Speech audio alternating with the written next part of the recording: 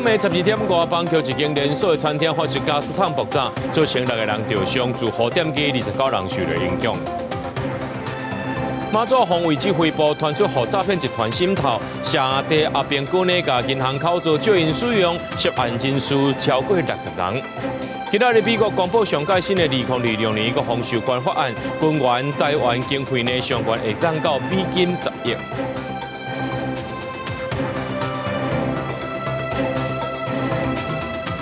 各位观众朋友，大家好，欢迎收看12月7日AM新闻，我是嘉豪。伫咧半暝12点外呢，邦桥一间连锁的餐厅发生加速烫爆炸，造成6个人受伤。不过顶个月有做这消防安检，为什么会出这款的问题呢？事故原因佫需要调查。那这场事故也影响到徛街咸店面，目前受灾户有29个人去登记。市长侯友宜就讲，这栋建筑物经过土木技术去鉴定了后，认为这1楼到3楼的结构有受到损害。就需要来评估，也要了解这个事件敢是有真伪的过失。路的一阵人伫咧行，突然间“砰”一声真大声，看板落来玻璃破去喷在路的，真侪过路人受影响，甚至有人倒伫咧涂骹，附近的大户也真惊。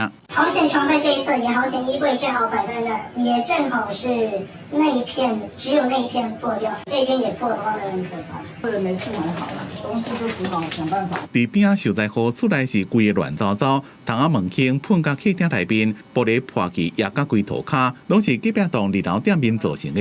家里一些玻璃都碎掉，还有冷气，还有我们的铁窗整个都冲到那个客厅啊。这些储藏，因为这不是我们自己损坏的啦。我们第一个想法是还好姐姐没事，那个时间如果是比较早一点，姐姐都在客厅活动。之下就完蛋，因为我们刚好是对面，我们最严重的那一户。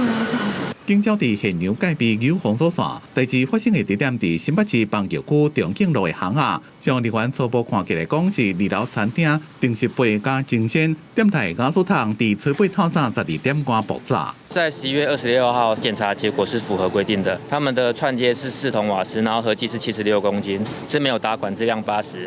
那另外它的管线跟它的储存空间都是符合我们相关的法令规定。爆炸了，餐厅内面的天棚的管线规拢爆出来，真侪钢筋拢看现场乱糟糟。不过已经无伫咧营业啊，哪会突然间爆炸？雅树工头深受热气，店内装的漏气警报，也个紧急夜灯装置深受发挥作用，也个会调查。业者讲会全力配合调查，提供受影响的店面甲民众必要的协助。1到3楼的部分呢，我们初步发现呢，有相当多一些呢结构方面的损坏的现象。这整栋大楼的安全呢，我们预估在大概2周到3周之内呢，我们把它完成一个详细的一个所谓的安全的检查。这场爆炸后，案发建筑物的几楼层有结构性损伤。虽然新北市土木技术工会讲大楼应该是免拆，不过2-3礼拜内会全面评估。损坏的部分，谁要负责任，我们就会跟住户一起跟这个肇事者来求偿。代志唔但造成6个人受伤，有关受灾户案底，依照区公所的统计，总共有5户14个人。伫人损的部分是有29个人登记。新北市长侯友宜讲，会成立专案小组协助受损的大户要求赔偿，检方也分他立案调查是毋是涉及人为的疏失。记者综合报道。来看这中华溪湖半暝要2点的时阵呢，一栋5楼的透天厝着火烧，内面有一个102岁阿嬷，伊是走白户落尾不幸过往，那大做伙后生是砸着伤，人已经出院了，这着火原因搁要调查。救护车赶到位，赶紧将受伤的民众送去病院。中华溪湖镇伫7八半暝晚2点的时阵，一栋5楼高的透天厝伫1楼的一间房间熊熊发生着火，消防局出动12台拍火车、3台救护车前往救援。一位102岁时大走背户找到人的时阵，已经无喘气。起火的位置为1楼，阿嬷受困的房间是在1楼。那我们消防员立即布线及入室，将阿嬷救出，给予 AED。卢卡斯等急救处置，后送彰化医院。火灾现场房间的窗啊，拢互大火熏甲乌麻麻，玻璃嘛拢破破去。火灾调查人员伫现场来回采证，人住伫台北的后生接到消息嘛，透暝赶转来中华了解状况，表示弟弟平常时啊拢困伫楼骹照顾8岁的妈妈，着火的时阵弟弟家己走出来，人无啥要紧。困楼骹，困伫个边啊，通伊个。当时啊，人不咧说啊，小弟伫后生咧讲，要紧啊，怎要出去啊？我外省台北4点外起来，我望着5点就到遮，就暗搓搓，无看半行啊，啊无人拢走走。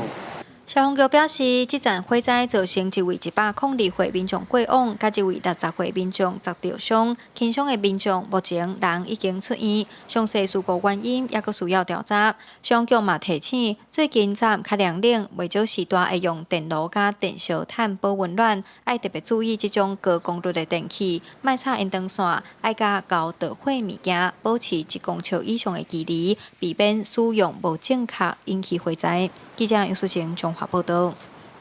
马祖防卫指挥部传出讲，去互诈骗集团渗透，有官兵和诈骗集团交结，甚至阿兵哥呢，甲一个银行口座就互因使用，变作是人头小户，逐个月听好摕3000到5000不等，涉案人数超过60人，已经移送检方侦办。马祖地区标出国军去互诈骗集团入侵的事件，连江县地检署查到有4官兵甲诈骗集团交结，以每个月3000块至5000块，向国军提供口座，互诈骗集团使用。马防部收到检方的通知了后，展开内部的大清查，涉案的官兵超过60个人。本案系由连江地检署发动，透过军司法联系窗口，与本部共同查获犯嫌。全程秉勿枉勿纵、刑惩并行原则，将以确定涉案官兵以国军官兵涉诈欺案件惩处参考基准表，依情节轻重核予释处，并依法就办。主嫌的部分已经由法院裁定羁押，那也有这个传唤部分的出租虾皮账户的犯罪行为人，然后后续我们就持续做这个金流的追踪，然后跟确认。检方查出马防部一个姓詹的上司，涉嫌甲东跑收集黑皮卖物件的小号，甲白店的金融口座，转租予不法集团使用来收钱。目前要持续扩大追查当中，也若立委烦恼诈骗集团掌握军人的口座、个资甲犯罪证据，敢袂摕来威胁国军交出机密的资料，爱赶紧来防范。这些诈骗集团，他们很多都是跨国的，他有没有可能因为掌握了你们的犯罪？然后回过头来逼迫你们交出国防的资讯，这会造成国安的破口，所以这个事情不能够等闲视之。马防部不仅要把这些人绳之以法，该汰除就汰除。至于有人说一次汰除这么多人是不是影响战力？这一群人如果还留在部队，那才真的是影响国安、影响战力。军方强调讲，案件爆出来了后，马防部随依法主动清查甲处理，已经完成战备编组甲兵力的调整，在无影响防区战备任务的前提之下，甲冲击降到上低，嘛持续强化法纪教育甲反诈骗的宣导，建立官兵守法的意识，确保战力稳定。记者综合报道。有专家讲呢，这战机顶头的雷达光唔是一般的超吹，是已经到这个瞄准要攻击的这个勘站啊，所以呢，真有可能是来试日本的地线。中国日本关系紧张，日本初次指控中国军方2架以雷达超执行任务的航空自卫队。军事专家认为，中国这个举动恐惊会引起中国日本的战火，因为战斗机用的雷达一般用伫2个用途。巡逻的时阵会拍开超吹雷达，找头前的障碍物或者是敌人，便若发现不明的目标，就会去追踪。不过雷达若进行锁定，使用连续炮持续照明目标，那安尼后一步就真有可能是发射飞弹。就开火前的最后一关了，所以被判定为高度的敌意行为。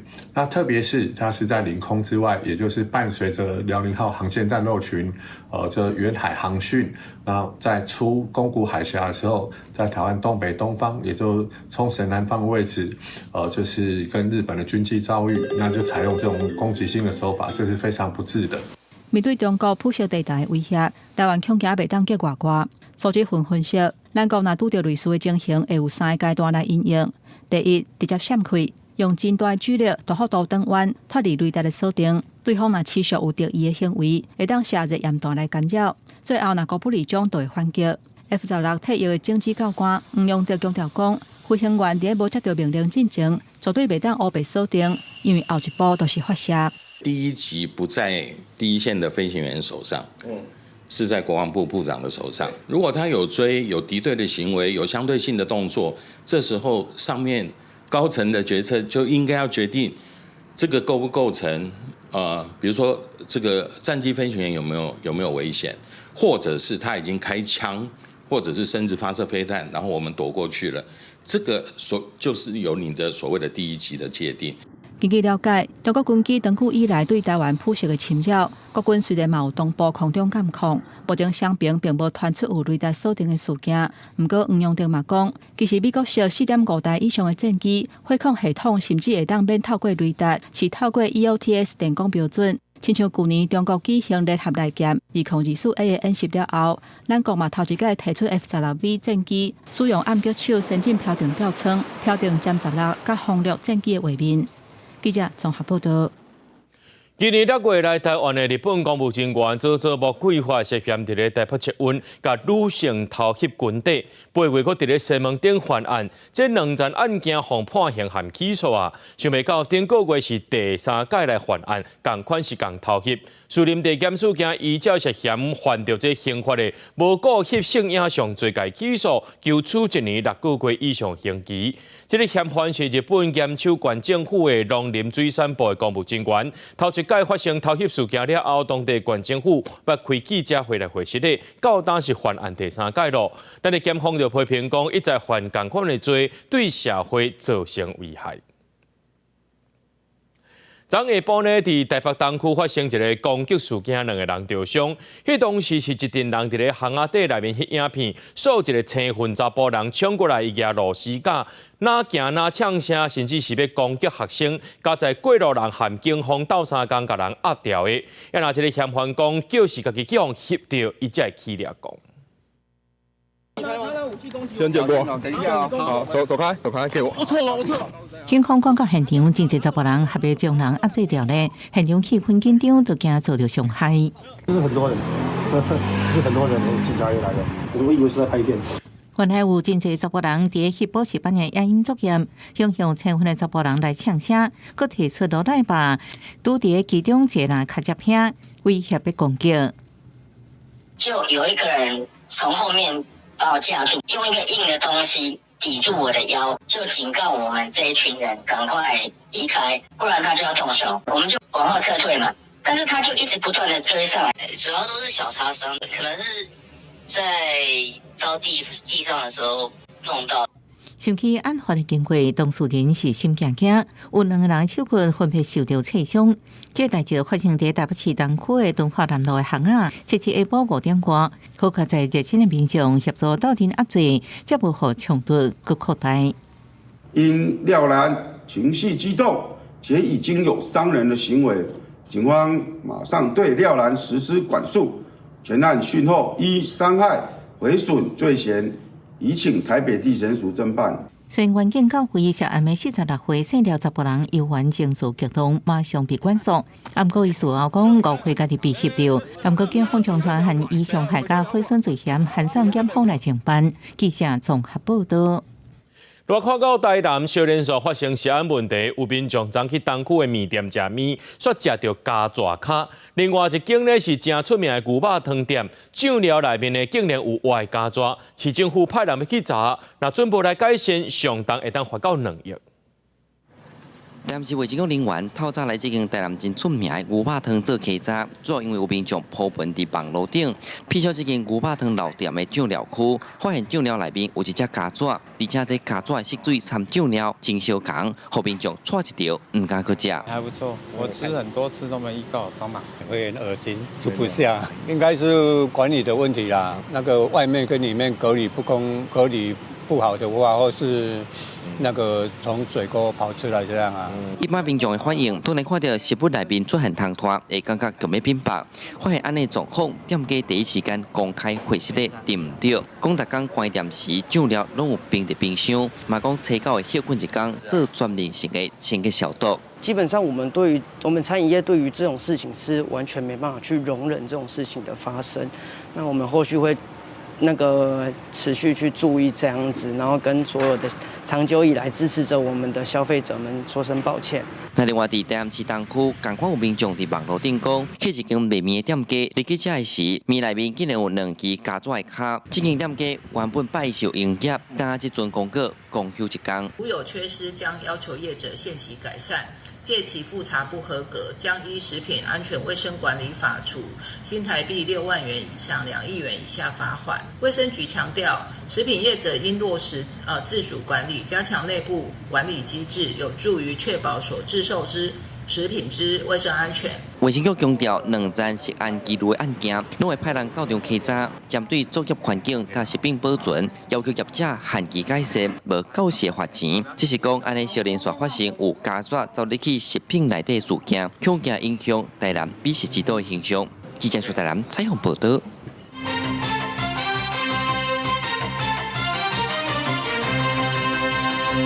美国参众两院协调了后，将公布上届新版本的2026年国防授权法案。针对台湾的部分呢，包含甲台湾安全合作倡议列入去，也若军事援助台湾的经费上悬会达到美金10亿，而且要求两国呢伫咧无人机也个海巡领域来加强合作。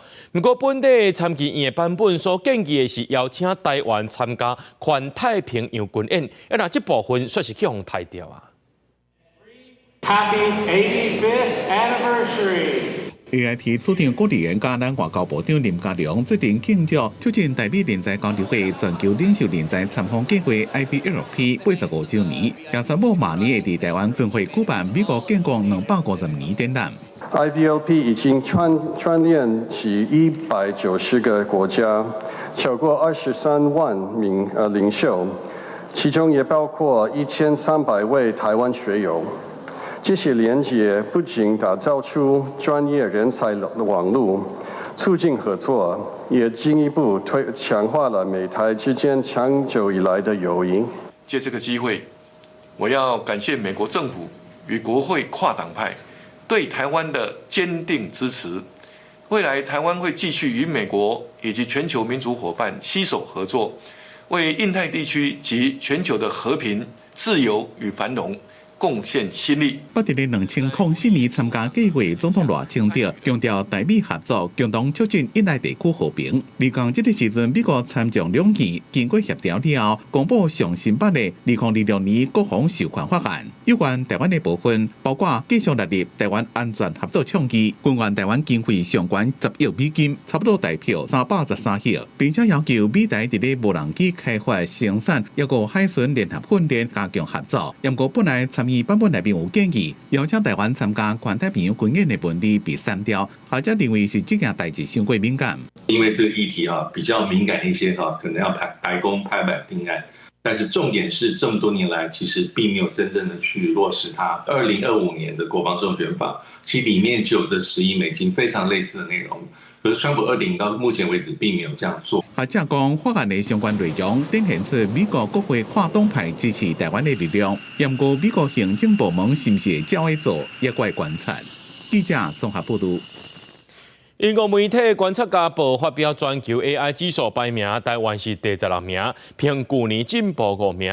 不过各项指标却是差真多，其中开发能力、商业生态、人才等等，拢是伫咧30名迄卡刀。就这 AI 软体公司分析讲，台湾面对市场小挑战，长期硬体强过软体，也个有开发相关的品牌。台湾晶圆制造业、IC 封装业全球排第一，有半导体王国的名声。不过 AI 发展全球排名不是排头前。根据英国观察家报上新全球 AI 指数的排名，台湾为去年的21名进步5名，排第16名。根据9大项目的评比结果，台湾伫基础建设甲政府策略分别排第7甲第8。不过有关开发能力是全球27名，商业生态第30名，人才是第33名。经济部产发署长柯基辉答问分析，台湾 AI 整体发展牛甲差的项目差真明显，认为台湾爱更加努力，才会当真正徛上 AI 世界舞台。缺少一个发展软体还有整合应用的环境，毕竟市场太小，那么市场都是在欧美，应该鼓励国内的企业去美国、欧洲设立软体的研发中心。那更重要的是要跟当地的其他企业更紧密的合作。国内 AI 软体研发公司分析，台湾市场规模小，产业生态还未完整，搁因为新技术引进上慢，唔只系差欧美 AI 生态系遐尼济。观察台湾半导体产业链，台积电联电世界先进，大部分是晶圆制造，联发科联用大部分是 IC 设计，显示硬体比软体较强。整个部会都有在帮忙。那校园内的话，就是教育部会负责嘛；那校园外大概就经济部跟劳动部。那国外我们负责国外的揽才那个部分。根据国发会报告显示，2025年至2027年，台湾 AI 应用户人才，当年差不多新增加3000至4000人，恐惊人也是无够用。国发会讲，会优化国外专业人才聘请甲雇用，才有法度伫 AI 发展的比赛对着阵。公司新闻采访报道。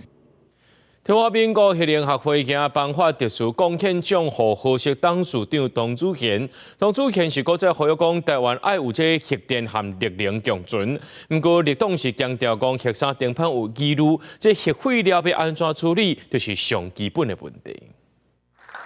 花声吹落去，核适的董事长董祖贤对学龄学会理事长叶宗光手头接过特殊贡献奖的奖座。学会肯定董祖贤伫真济场合拢真拍拼咧推广学龄。董祖贤也搁再发声讲，学龄甲力量爱共存。伊认为学龄是会好而且袂排团的电力。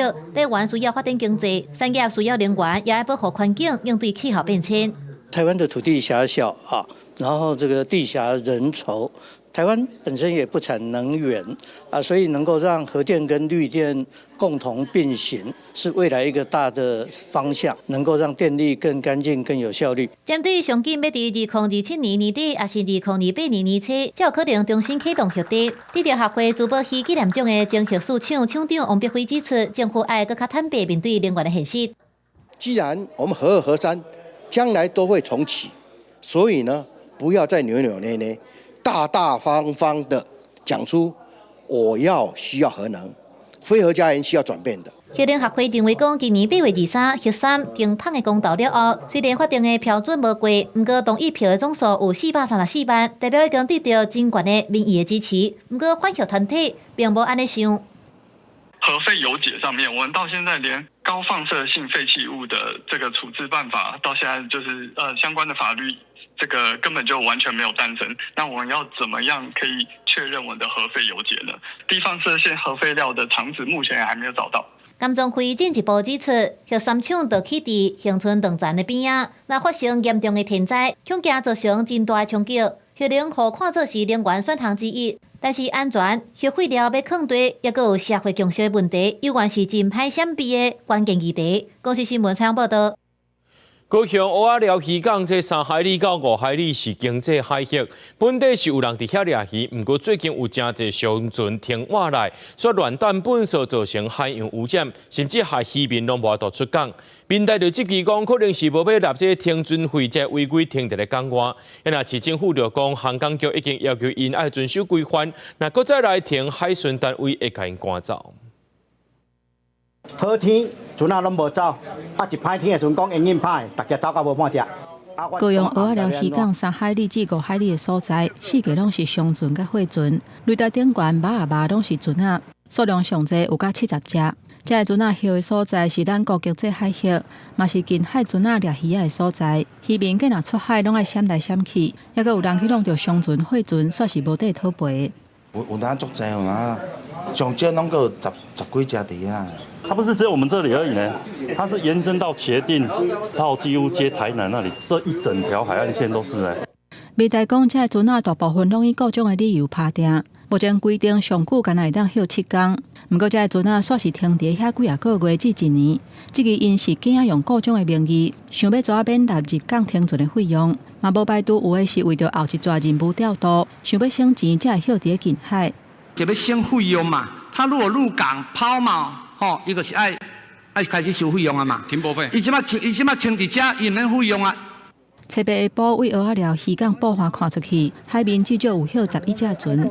航港局南部航务中心表示，以上港法的规范，船仔有入来咱国的上港才会当加强检查。上船拍定若去影响渔民作业，这是属于海峡特殊执法的范围，也就是海巡署的权限。不过海巡署回应讲，上船货船停的所在，并不是一般拍定的所在，所以是由行政主管机关负责。目前并无相关的罚则，要是一人讲一款。海洋局将持续追踪有无大量商船停泊上街海域，倘有，将请海巡单位加强驱离相关船舶。海巡署今年到11月底为止，已经有写公文予交通部航港局，拢总有104架厝的船仔，有负相关的事情。希望航港局会当甲这个船仔列做是禁止入港的对象，因为权限下过几个单位，市府已经邀请相关的单位协商来检讨改善的方案。记者综合报道。港岛市福光路有南投规模上界大、年产达1000亿以上的南港工业区，这条路也是接这国道3号主要车路，不过是正高塞车。县政府也向内政部提报计划，打算要把这福光路向西边通到工业路来改善塞车的问题。今仔日也举办动土典礼啊。福光路连接南港工业区这个路段，因为车流量多，逐工上下班时间拢会塞车。南投县政府2年前向内政部提报延伸计划，通过协定也伫地方开说明会甲协调会，计划道路全长1公里，跨度30到35公尺，今总算是动土啊！第一场开动顺利。从交流道下来吼，啊要去这个工业区，啊是讲要去山顶吼，拢爱伫这个南港路吼来做这个转换。所以如果这一条路延伸之后，到南投市的各个地方都非常方便。这个南投市福光路向西延伸到工业路的工程，是要连接国道3号南投交流道到工业路，是串联南港工业区、往来产业园区，甲国道3号交通路网的最后一段路，也是南投市东西向联络的主要干线。南投县府表示，工程预估咧116年12月完工，希望有效降低第3线的塞车问题。除了可以让南港工业区以及现在我们的望来园区呢，在这个整体的乡亲在出入上面呢更加的方便，那也许车流会更加的安全。不管是观光啦、产业发展都非常重要，所以这个在国都署的立场当然一定来补助。这个工程除了兴建道路，也包括半山坑、排水整治以及定兴道周边的系统串联。山坡地水土保持设施也有纳入整体规划。县府表示，希望交通建设会当促进南投工商产业发展，也提供更较完善甲安全的人行动线。记者辛平仪南投报道。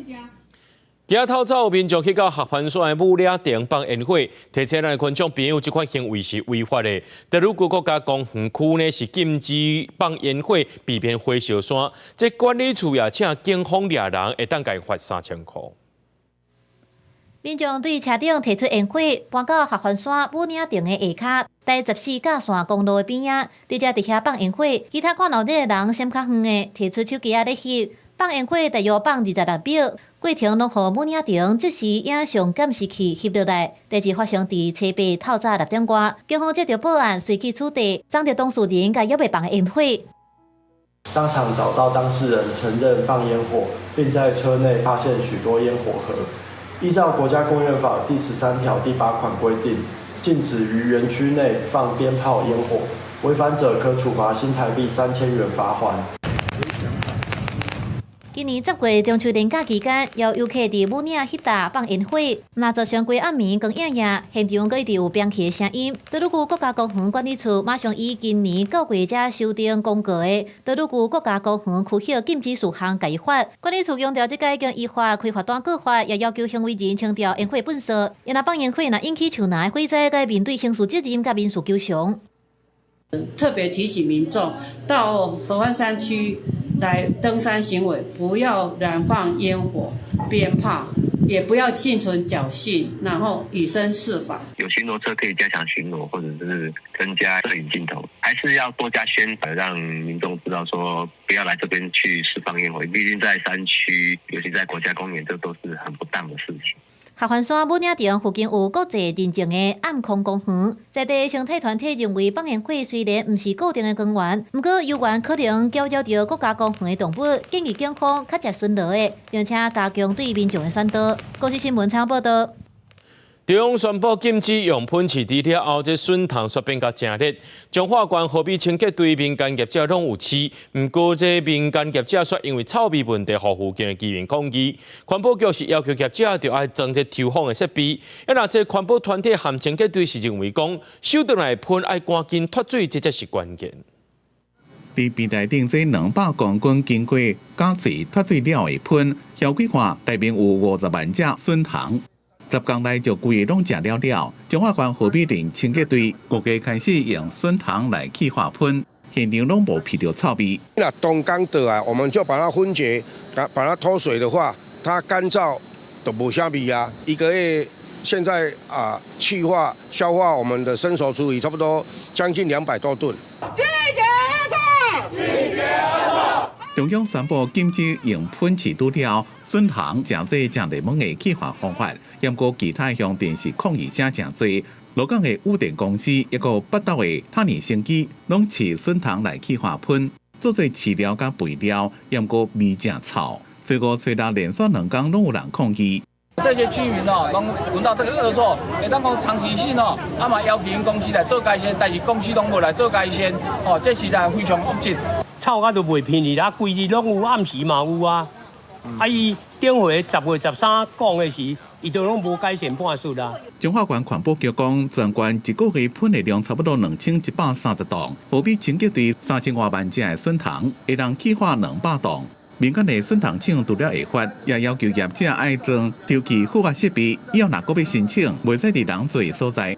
希望的就是业者他的厨余不要放太久，经营事业的这个地方应该要慎选场所，看是密闭或者是要用抽气的方式形成负压。废弃物处理向来都是源头，你做好前处理的时候，你后面才不用去用更多的成本跟设备，你要去补破洞。你说它在发酵了，你说你有怎样的抽风设备，它味道还是会逸散呢？为了要解决喷的问题，全国有10个的清洁队来河滨林参访，用笋虫去化喷。环保团体赞成用生物方法来处理喷，循环搁再利用。不过认为喷收大了，安怎建立标准的作业程序，赶紧加水脱水才是重点。记者综合报道。再来关心天气，这东北季风要变强啊！这2天会变较寒，也若桃园以北东半部会落雨。拜3会变较回温，不过拜4又搁反冷。拜6礼拜又搁一阵东北季风加上冷空气，全台湾可能春无到20度。天气凉冷啊凉冷，气象署讲，因为这2天受东北季风增强影响，桃园以北和东半部较高落雨。爱等到拜3，东北季风减弱，各地温度才会回升，水汽嘛减少。尤其是在基隆北海岸、大台北的山区，还有宜兰地区呢，可能降雨的时间会比较长，雨区也会稍微比较广一点哦。新竹地区呢，也会有一些零星飘雨的机会。不过，我们可以从图中看到，颜色比较偏向是红色系、绿色系、黄色系呢，这样的情形是比较明显。拜3、拜4天气小可转好，也毋过真紧。拜4了后，阁有受到东北季风影响，大台北地区和东半部会落雨。要提醒乡亲的是，刷落来拜6礼拜受东北季风甲冷空气影响，气象署讲温度下降会真明显，各地温度伫20度以下，会当讲是目前入冬上强的冷空气。这一波冷空气比较弱，并没有很明显的温度下降的部分。不过还是要提醒大家，在周末这2天冷空气是比较强的。我们可以看到，尤其在礼拜天之后呢，整个高温的还有低温都有明显的下降哦。各地到礼拜天之后呢，整天的温度都是小于20度以下的哦，也代表说这波冷空气可能是目前以来是比较明显的冷空气。气象署嘛提醒民众，因为天气变化较大，出门就要记得扎雨伞。另外，早暗温差较大，也要注意温度变化穿雨小。暗时透早较到大雾，交通行车就要注意安全。记者陈心彤、谢桂林台北报道。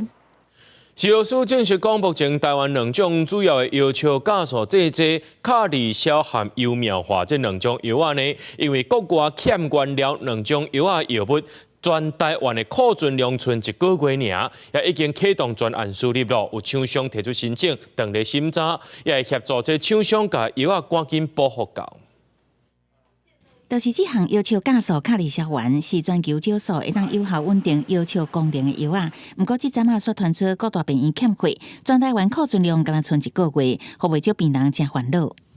我们在临床上就会用这个卡利肖这颗药呢，来补充这些病患的一些消化的一些酵素啊，让它的消化改善。医师讲，卡利肖原料是用低的药草炼制，目前国外原料欠缺，台湾嘛无同款的技术，致使原药厂含名药啊同时欠缺。这款药啊主要是帮助消化。大部分是慢性腰鞘炎、腰鞘手术这个患者的使用。医师讲，部分患者若改变饮食的习惯，慢慢啊步，会当唔免伤过换颗药啊。细嚼慢咽呢，可以补充一些益生菌啊，把食物煮得熟一点啦，等等的啊，在这些慢性病患。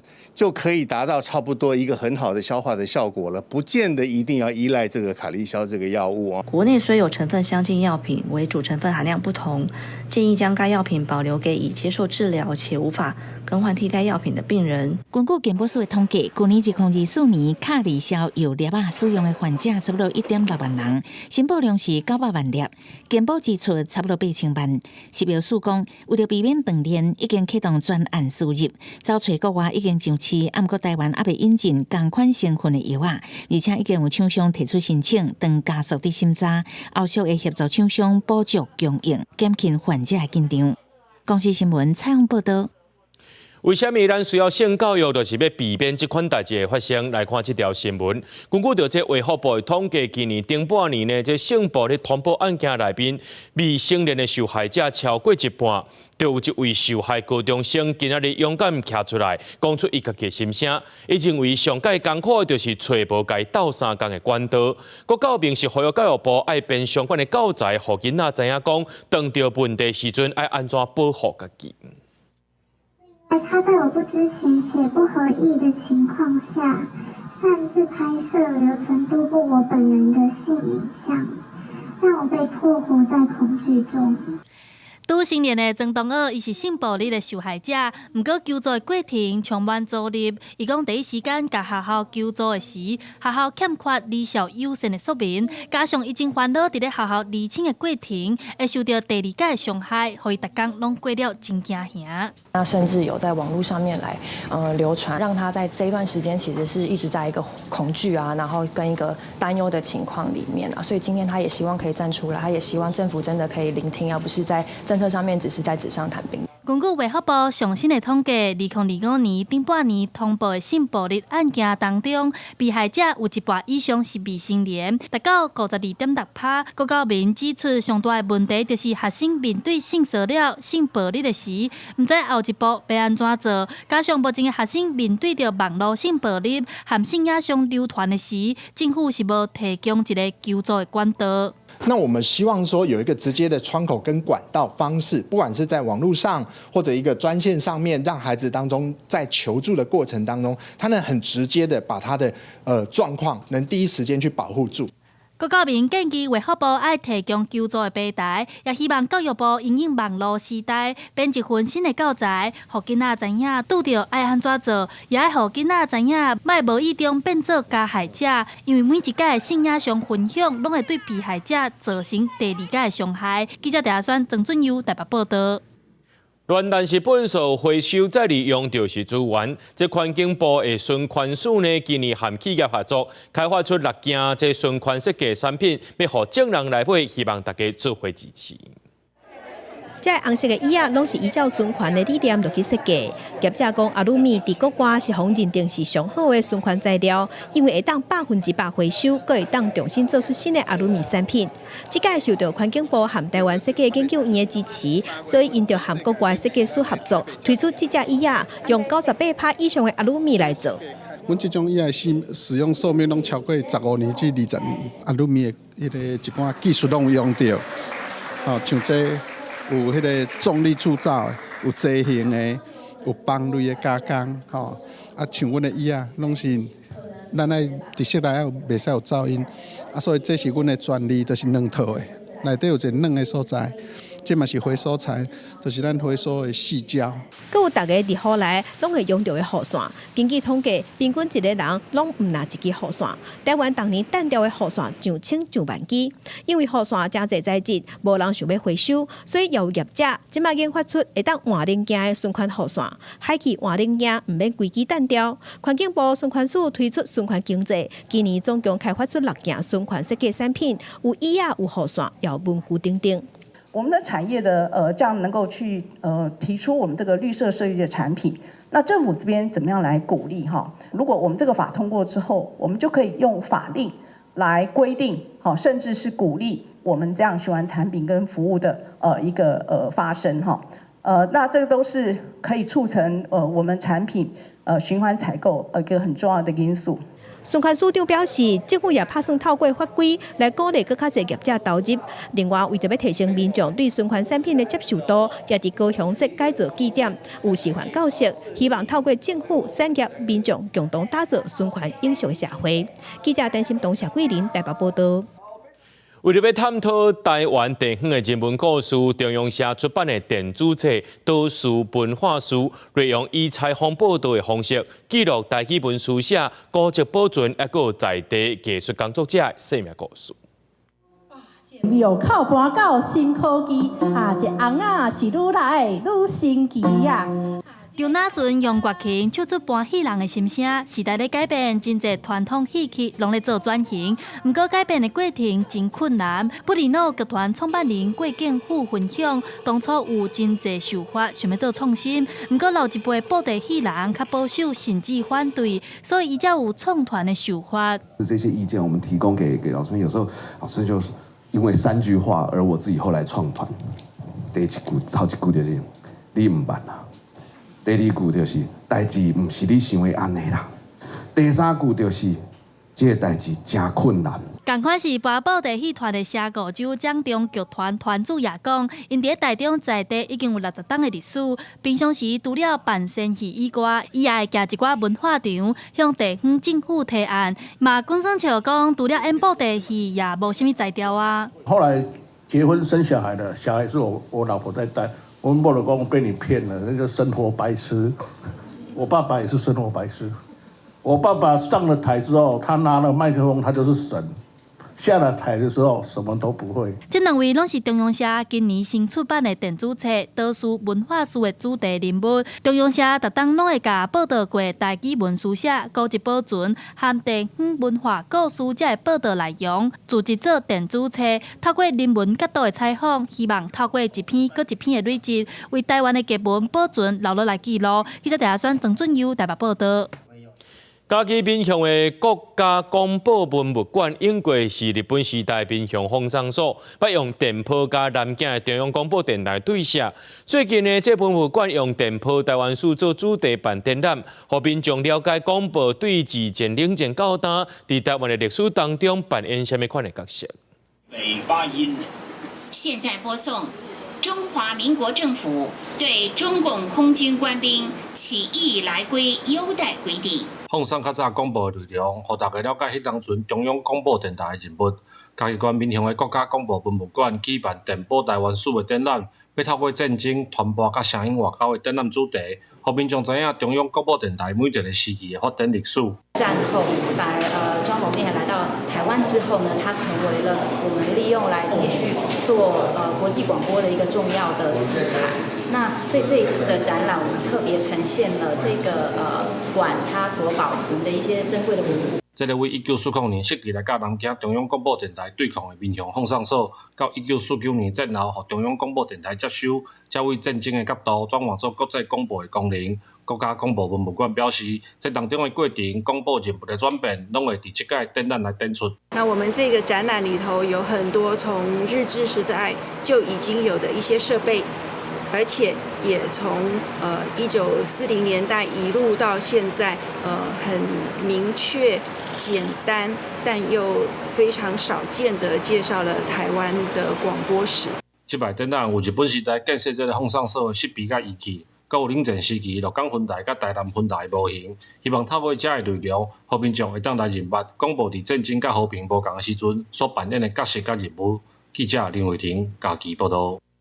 咱来看国际新闻，讲到今年10月呢，美国总统川普和马来西亚首相安华拢有去协商，泰国和柬埔寨签停火协议。想未到不到2个月时间呢，双方搁再激起来啊！泰国和柬埔寨因是互相指控对方是伸出手的，若即个冲突呢，泰国是出动 F-16战机去攻击，两个关系也变甲愈紧张。无远的所在，就听到激烈的炮火声，边境城镇柬埔寨居民赶紧受行李撤离。泰国甲柬埔寨又搁伫前日的边境发生冲突，双方交战致使一个泰国士兵死亡，真侪人受伤。泰国空军出动 F-16战机对柬埔寨发动空袭，两国边境的居民大规模撤离。泰國教育部下令關邊境641間學校。នៅវេលាម៉ោង 9:05 នាទីយោធាថៃបានវាយប្រហារមកលើកម្លាំងកម្ពុជាដោយប្រើប្រាស់ប្រភេទយន្តហោះចម្បាំង F-16 បន្ថែមទៀតនៅក្នុងភូមិសាស្ត្រស្រុកស្រអែមខេត្តព្រះវិហារ 对于新一轮边境战争，泰国甲柬埔寨互相指责对方破坏协议。泰国军方是讲，是柬埔寨先用 BM-21火箭炮攻击泰国的百姓，唔只有即届的冲突。泰国是为了压制攻势，唔只系快速调派 F-16战机攻击真侪的柬埔寨的军事目标。面对指控，柬埔寨表示，敢若采取防御无拍倒转去。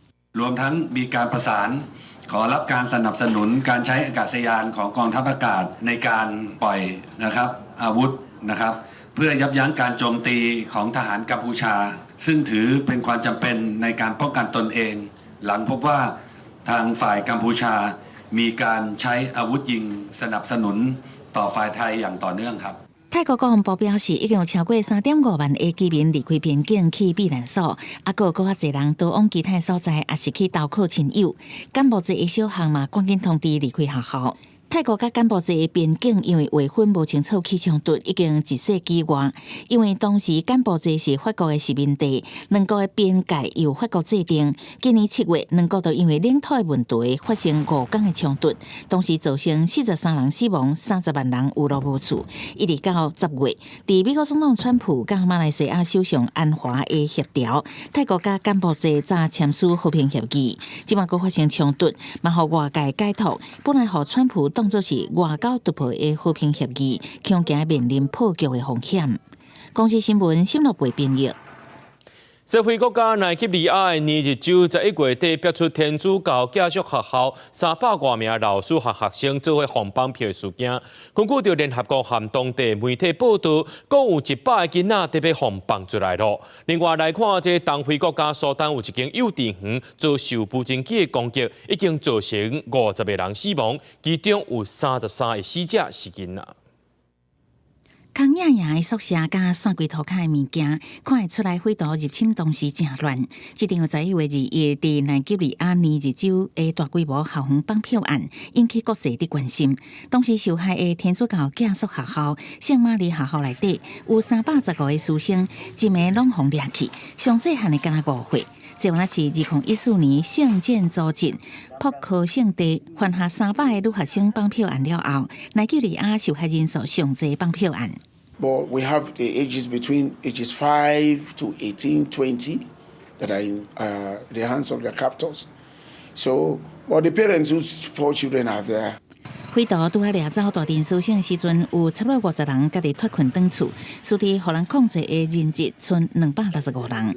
根据联合国也甲当地媒体所传的上新消息，其中有100个人会当伫七八得到自由，送转去奈及利亚政府的手头。不过，内国政府无愿意说明，因是透过协商还是武力，才会当达成这个人质释放。I miss them. If you sleep, and if you sleep, even to feed. 奈及利亚这几年绑票卡油的事件真多，甚至已经形成一个犯罪产业。当地一个专门研究社会地缘政治甲市场的公司所做的统计，2024年7月至2025年6月，内国专门掠人要求赎金的绑匪集团已经获利166万美金，相当是5100多万台票。2023年4月，就开始内战的东非国家苏丹，原来发生一件真惊人的事件。苏丹南部的科尔多反省一间幼儿园，顶礼拜四2架气无人机飞弹攻击，造成师生甲赶往现场的医护严重死伤。当地医疗组织苏丹医生网络甲苏丹政府武装部队拢指控，这件攻击是武装组织快速支援部队 RSF 所做的。Again, I urge all states with influence over the parties to take immediate action to halt the fighting and stop the arms flows that are fueling the conflict. 苏丹北大湖州首府埃尔法瑟一年来已经有几千个百姓互人杀害，原因是 RSF 武装组织甲苏丹政府武装部队一直伫遮争夺控制权。联合国人权事务高级专员警告，科尔多反有可能成做后一个埃尔法瑟。进前一个月已经有超过45000人被迫倒离开家园。公益新闻安如梅编译。法国的罗浮宫10月才调查透了，想要到11月才发生漏水事件，害埃及古文物部门的400本珍贵期刊，还有科学文件受到损害，加在是会当修复。因为这个罗浮宫设备上旧的问题，也引起大家讨论。法国技术论大报报道，这件漏水的代志发生在11月26日，地点是罗浮宫埃及古物部门的图书馆3间资库之一。罗浮宫的副馆长史坦伯克推测证实，目前确定有300-400本历史受损，即嘛抑搁伫咧清点。伊讲，受损的部分是埃及学家普通时伫咧查19世纪末到20世纪初期的期刊，抑个科学文件。这个拍打了会当搁再整起来修理好势，因为还有的管状文物是无受影响。这边漏水的原因是电区的一个已经关几落个月供应暖气甲液压管线系统闸门无顺利互人开开，造成天棚的管线漏水。罗布强讲，管线的问题已经真久啊，不过因为预算的限制，是在2026年9月才会换新的。在此进前，因会强化安全措施，避免人为的疏失。罗浮宫是全世界上侪人参观的博物馆，今年10月才发生偷地案件。当天白日，有4个歹徒偷入去，甲上亿美金的珠宝偷提走。11月因为结构问题，又有一个电梯封起来。法国审计机构报告讲，罗浮宫长期无法度改善老旧设施的原因之一，就是开伤侪钱去买艺术品，无伫咧做基础建设。为了要调集现代化改造所需要的资金，罗浮宫伫咧最近决定，明年开始，欧洲以外游客的票价要对22块欧元起到32块，差不多大票1180块起45%。公司新闻是会中编辑。咱做伙来看明仔载天气。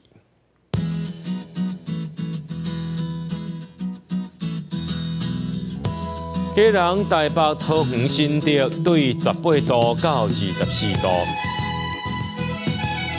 苗栗、台中、彰化、南投、云林对17度到27度；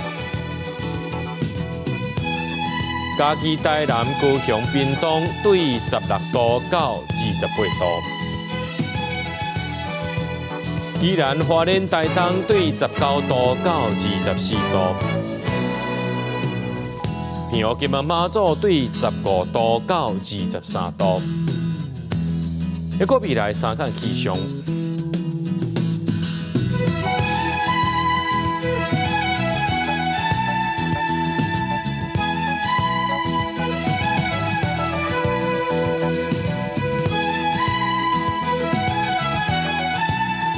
新闻最后，感谢各位观众朋友收看今日AM新闻，我是嘉豪。明仔暗时7点，咱再相会。